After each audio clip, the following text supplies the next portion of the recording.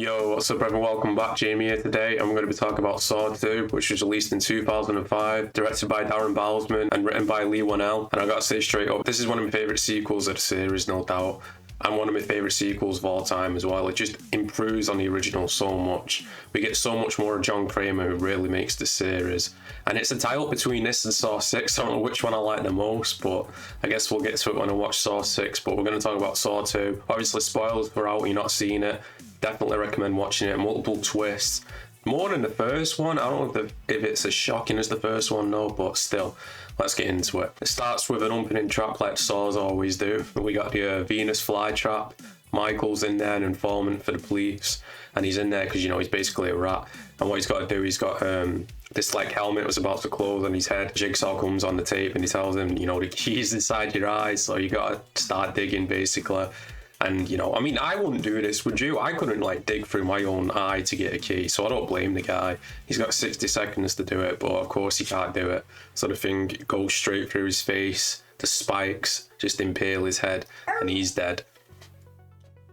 Quincy doesn't agree with that one, apparently. But also, John shows him a video of, like, his unconscious body, and he's like, don't worry, you can't feel a thing. And the guy, like, you know, putting the key in, he's limping. He's got a hood on, but he's limping. And, you know, there's one of our first hints, because the original Dr. Gordon, remember, he cut his leg off, and he crawled out the bathroom, and then that was it. From there, we're introduced to the main character of the movie, I guess. Eric Matthews, played by Donnie Wahlberg. He's a police detective, and he's with his son. He's arguing because his son's just been done for theft, and, you know, he's come to pick him up. They get into an argument, and he tells him just go back to his mum because they've divorced, so, you know, he's a single dad. And that's the last time he's going to see his son, really. Because, you know, they have the argument and he goes away. He gets called for the crime scene from the beginning trap, and it's a sick transition here. He walks from his room straight to the crime scene, and they built the set so, like, you know, he'd literally walk across. So it's a really cool transition. We're going to get a lot more of these throughout the next two films. Darren Balsman knows his transitions, man. Really good director, no doubt. Like I said, Eric's called for the crime scene, and Kerry's there from the first film, you know, the female cop. She's going to play a role in the next film as well. And there's a note saying, look closer, Detective Matthews.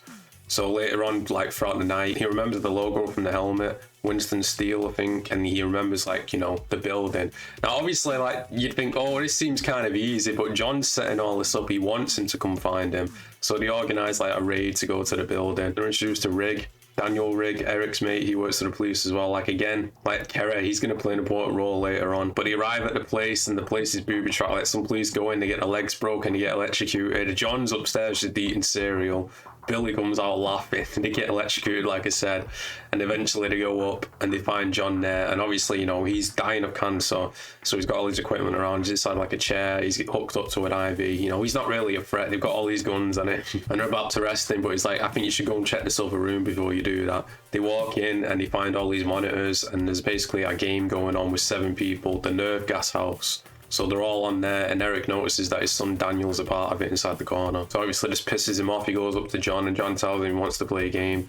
All he has to do is just sit here and talk to him, and he'll find his son in a safe and secure place, which, you know, play on words right there, because spoilers at the end, Daniel is inside the safe the entire time.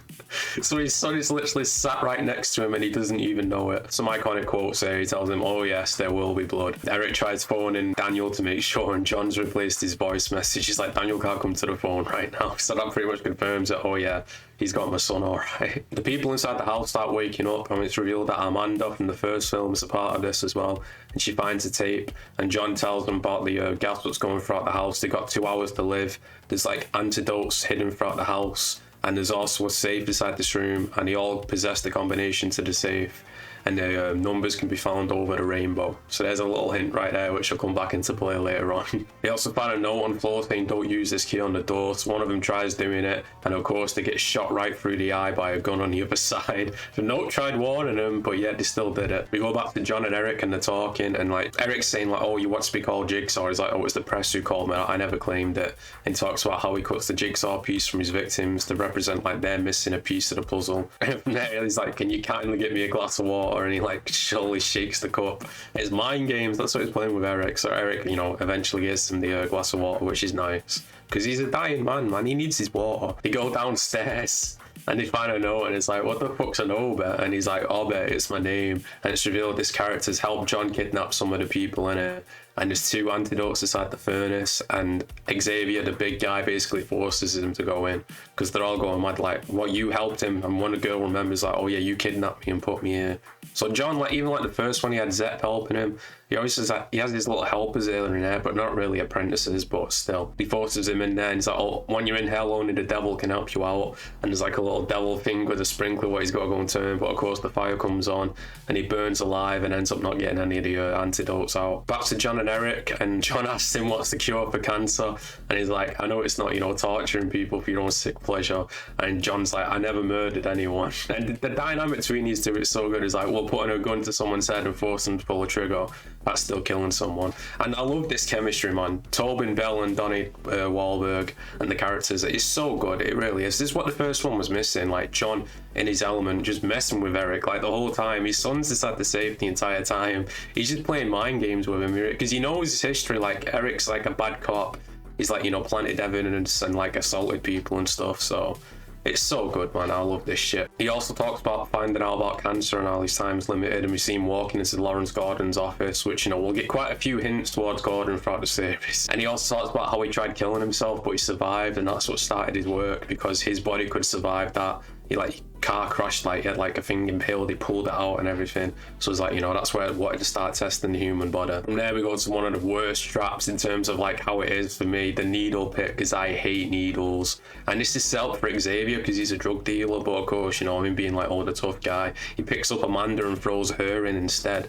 And obviously she used to be a drug addict as well, and you know, she's got to go through all these needles to find the key. Oh man, I hate needles so much. The way they filmed it, like they had to go through and individually like take the needles out and put like plastic ones in. Imagine if, I mean, obviously they didn't forget to do one, but still that would be going through my mind if I was in there. But she's going through and eventually she gets the key, but it's too late. Xavier can't open the door with it, so once again no antidotes are required. John tells Eric to check the drawer, so he goes, and it's all the files of the people inside the game, and Eric was the one who arrested all of them and planted evidence to help get him away. His son's playing a dangerous game with all these people who don't like him very much. Xavier's going around by himself, and he finds the body from the beginning who got shot with the key, and he realizes that there's a combination on the back of his neck. So that's what John meant, like they all have the combination for the safe. Like, it's all written in different colours on the back of the neck, so he realises this and he wants to go on a mission to find all of them. Jonas comes in and they have a little argument and he kills him with the nail bat eventually because he won't turn around and give him his number.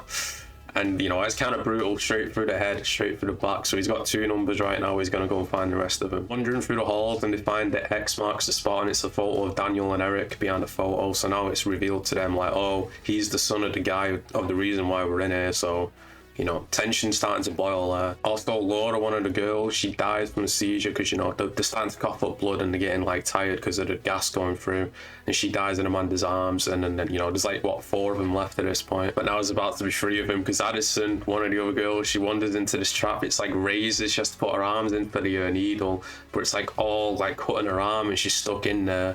And Xavier eventually comes over and he don't even help her, he just, you know, moves her hair, gets the number and leaves her in there. So she's just screaming because she's bleeding out. Man, that's gotta be brutal, that. Like, the more she moves, the more it's going to cut her arm as well. There's literally nothing she can do. Eric starts beating up John, and John tells him game over, and he's like, he's breaking his fingers, throwing him into shit, and he's like, oh, this is the Eric they gave medals to, you know, just playing with him even more. And it's like, I'll only take you to the house. And it's revealed that this little bit that they're in, it's an elevator. So they start going down, and they leave the police and Kerry and Rig there. Back at the nerve gas house, Xavier's chasing Amanda and Daniel down under the house, through the sewers, and eventually it's revealed the bathroom from the first films here as well. So they go in, we still see Gordon's foot there, Zep's body's there, Adam's body's there, and we get quotes from the first one like, my name is very fucking confused. Oh man, there's some great quotes from that first film, no doubt. And I love going back to this. It's iconic, this bathroom, it really is. You gotta love it. So Hello Zep starts playing because Daniel pretends to be dead, and Xavier comes in and he has to cut his own neck to get a number because Amanda's like, I'm not gonna tell you what number you have. And you know, it's that, I look, Hello Zep, it's so iconic, man, you gotta love it. He eventually cuts it off, and then Daniel's just playing, he kicks him inside the knee and he slashes his neck with one of the saws still inside the bathroom. So Xavier's bleeding out. The police get the location, but they end up going to the house, and it's like the wrong house. It looks exactly the same, but it's not the house where the game's taking place. So they got 2 identical houses, and the police are at the wrong one. And it's also revealed that the entire feed, it's not live, it's pre-recorded, it happened hours ago. So they've not even been watching a live feed. Eric's inside the house, but like I said, their game ended 8 hours ago. So he's like like wandering around finding like the dead bodies and stuff, and eventually gets to the bathroom.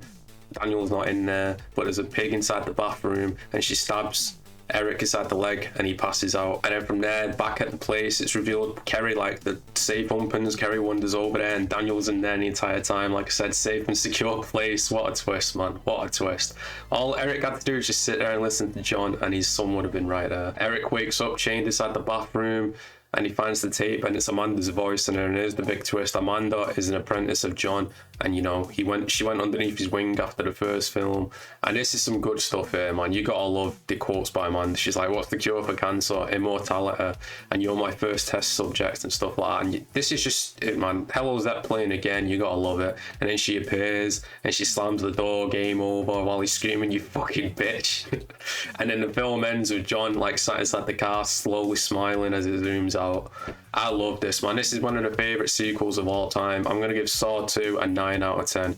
Like I said, it's one of the best sequels. It might be the best sequel to the series. I still need to watch Saw 6 to try and debate, but it's between them two, no doubt. Amazing characters. We get way more of John Kramer, who makes this series. Eric, I love as well. Like I said, the chemistry between them two. The traps are pretty decent as well. And the twist of Amanda being involved is so good. Obviously, it builds onto that in Saw 3, which we'll be reviewing next week. But let me know your thoughts and opinions down below. What do you think of Saw 2? I think, like I said, it's probably the best of the series. Either this or Saw 6. We'll have to find out when we get there. But make sure you like and subscribe if you're new. Until next week, peace out in a bit.